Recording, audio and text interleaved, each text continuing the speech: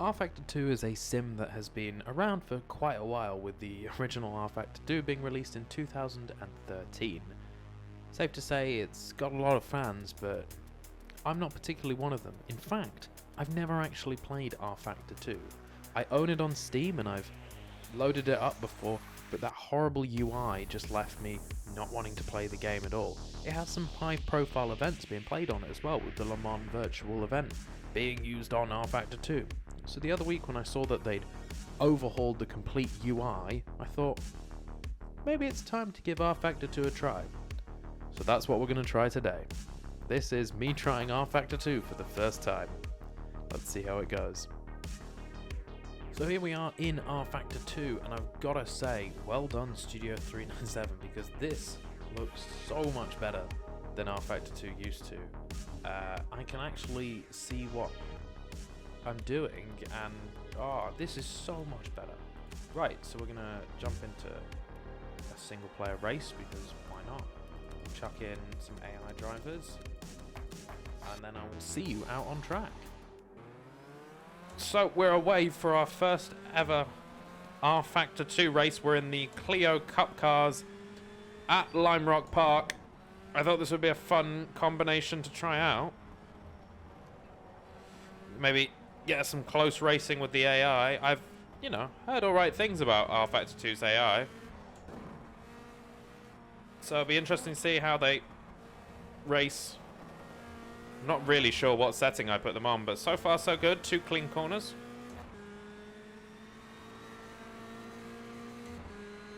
Feedback on the wheel is I don't know how to describe it. It's definitely interesting.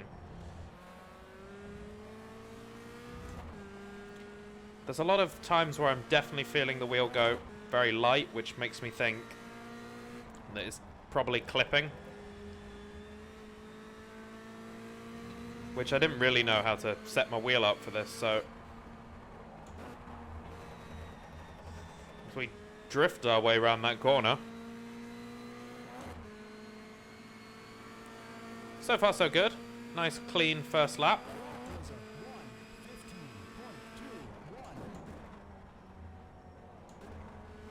As we get taken up the inside. Looks like I might get that position back. Come on. Going up the inside for the next corner. Oh, he hangs it around the outside, then parks it on the apex. I'd say the AI are pretty competent. You can race them door to door, that's quite nice. This force feedback I'm getting is certainly interesting.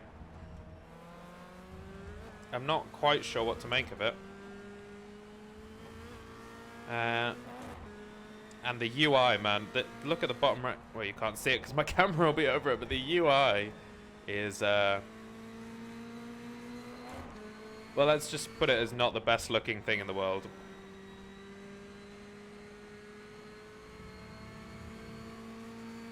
I mean, I knew that rFactor 2 wouldn't look that great. I mean, I am pretty much AMS2 and iRacing are my 2 most played sims.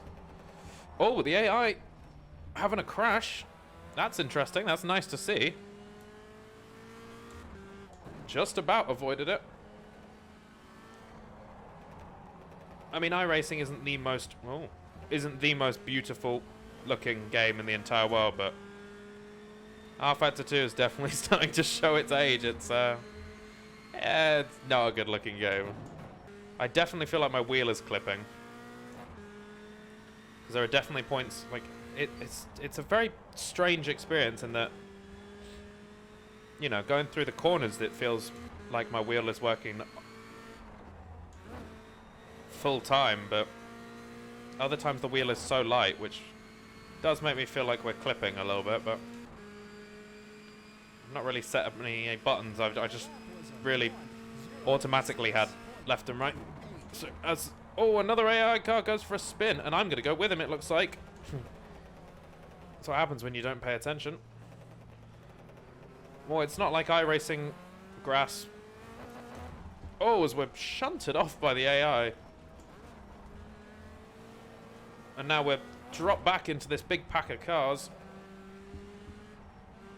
Just gonna have to follow them through. The AI do seem to be, you know, fighting each other a little bit, which is nice. You know, beats the normal sort of sim racing AI that just follow each other in one straight line. So I do like that. I've got 2 games where I can race online. iRacing and ACC. Those are the games that I can compete online. So, you know, if anything, rFactor could maybe occupy a space for me to have some good offline racing, which is basically what I use AMS for. rFactor just has some really good licenses with, you know, some good Le Mans stuff, some good prototype stuff. They've just added, in the most recent update, Daytona. I mean, my Daytona simulator is AMS2 because it just does multi-class Daytona racing unlike anyone else. rFactor 2 is definitely known for its physics engine as one of the best. And, you know, there's definitely a weight to these cars. I can sort of catch a spin. I mean, I'm not having a, you know, I'm having an enjoyable time. This is fun. And it's nice to race something different that isn't a GT3 car at Spa.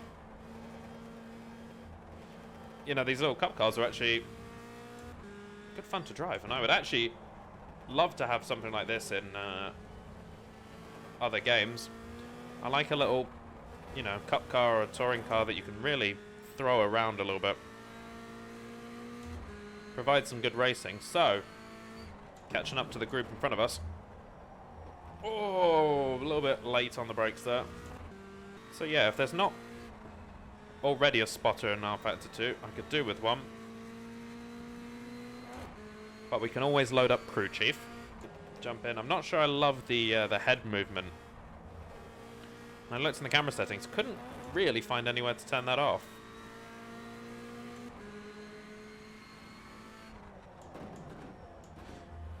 I've got my own head and I can do my own head movement. Anyway, it looks like we got about a couple of corners left on this. Doesn't look like we're going to catch these guys down here, but race number 1. Not bad at all. Not bad, rFactor. I'm somewhat... yeah, that was fun. I'm pretty happy with that. We are doing some NASCAR. Not many sims, apart from iRacing, can do oval racing and stock car racing very well.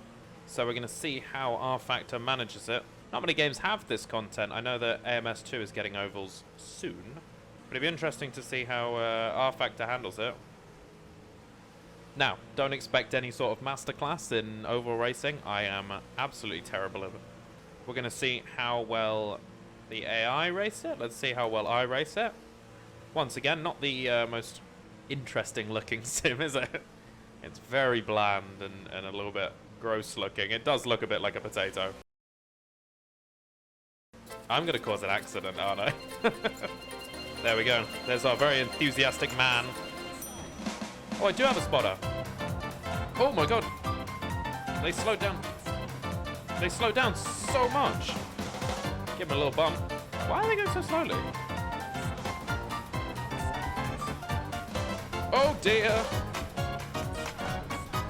I've gotten loose. Oh my god, this is way harder than it looks. Oh, just straight into the back of him. We're braking quite a lot, is it? No, I'm going around the outside. Oh no, we've gotten loose. This takes so much concentration. 12 seconds later. Oh no, oh dear, oh dear. Oh my god. Oh dear. Oh dear. Got a little bit out of shape there. NASCAR. Oh, we touched. No, no, no. Save it, save it.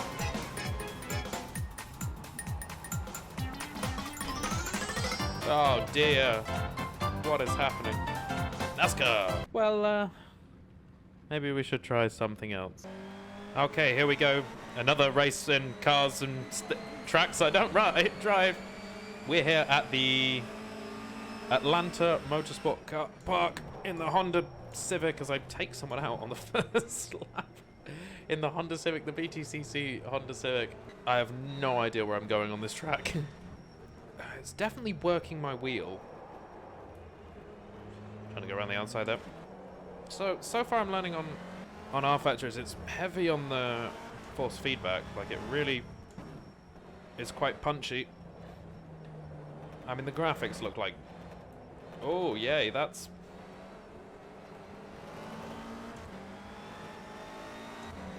everything is vibrating.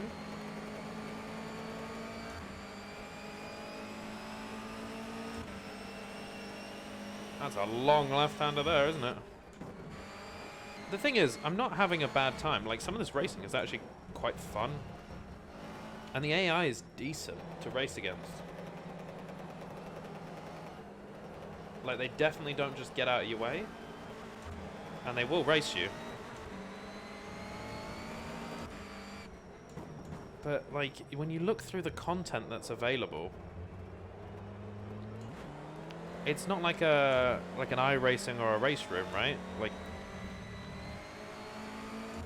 you're not expected to pay for the content afterwards, but there's just barely any content in the actual game that you'd want to drive. Unless you're really into, like, Formula cars, there's not that much for you to get stuck into. There's that weird vibrating again. There's not that much content for you to get stuck into. Like, this is the kind of thing that I would jump into for one race in touring cars or the Clio Cup. Because if I want to go race ovals, I'm going to go do it on iRacing online, and it's going to be 10 times better. Or I'm going to go play NASCAR. No, I can't even joke about that. You know,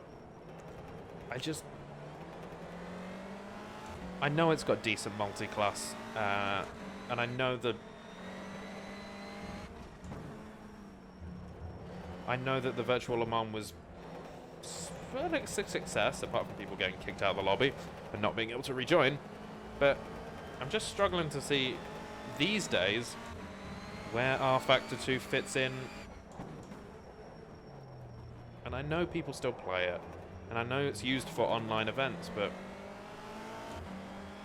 from the non-esports side of things, right, from the consumer product, there are just much, much better offerings out there.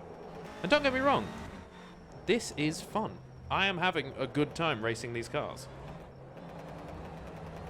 And I'm glad that they've put, you know, some time and thought into fixing that UI. It makes it much more of a pleasant experience. But at the moment, it sits in that kind of game that I'm going to leave it installed. And every now and then, I'm going to jump in and maybe do one race. Because, you know, the racing is fun. But I'm not going to play it online.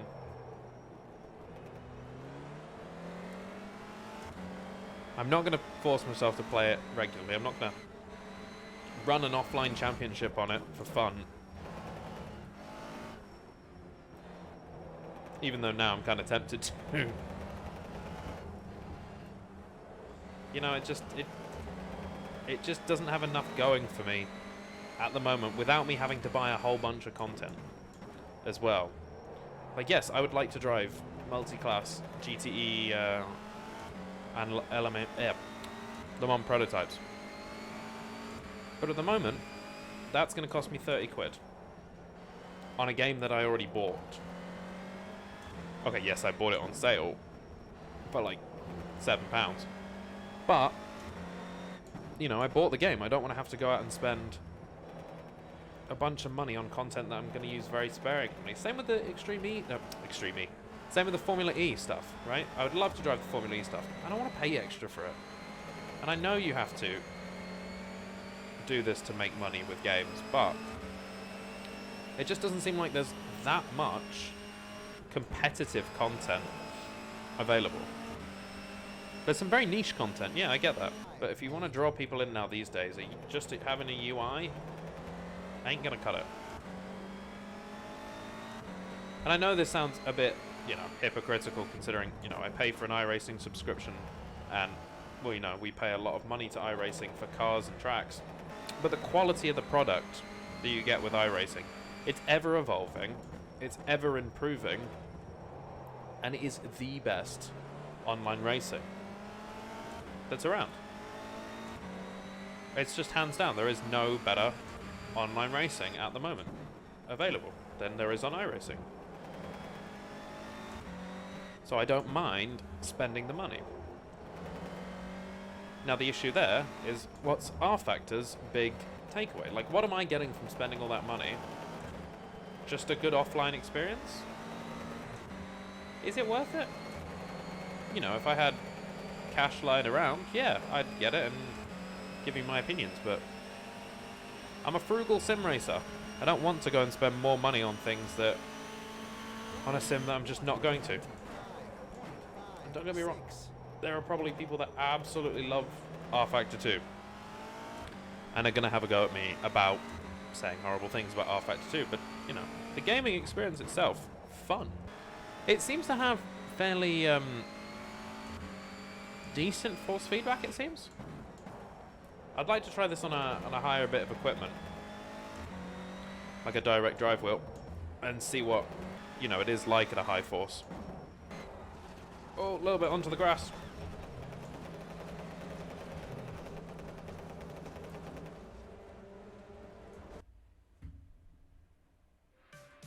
So that was my jaunt into the world of rFactor 2. You know what? The racing is fun. Like, racing against the AI was super fun, super engaging. Like, good fights in the AI. There are a few different cars as well to drive. The Clio Cup car and driving the BTCC Honda Civic. You know, it provides some different content. But for me, you know, people have always told me that you need to drive the prototypes at Le Mans and the GT3 cars, and to pay that on top of what I've already paid for the game, it just, you know, doesn't sit right with me at the moment, considering I also have to pay for that for other games. And this is a game that I'm not going to play extremely regularly. I just don't find anywhere for rFactor to slot into the market at the moment. I think as other sims are progressing ahead, rFactor 2 is just lagging behind a little bit, and there's a chance that it could be left behind completely. So, if you're looking to play rFactor 2, and you've already bought it and got it installed, go check out the new UI. The new UI is fantastic. It really makes the experience of playing the game much better. But for me, rFactor 2 just isn't the game for me. So that'll do it for the video, my rFactor 2 video. Trying something different today, trying some games that I've not played before. Let me know if you enjoyed this video. If you did enjoy the video, please give me a like, and if you want to keep up to date with what's going on the channel, you can give that subscribe button a big old smash. Also, my socials will be down in the description below if you want to follow my other content making escapades. And until the next time I see you, goodbye.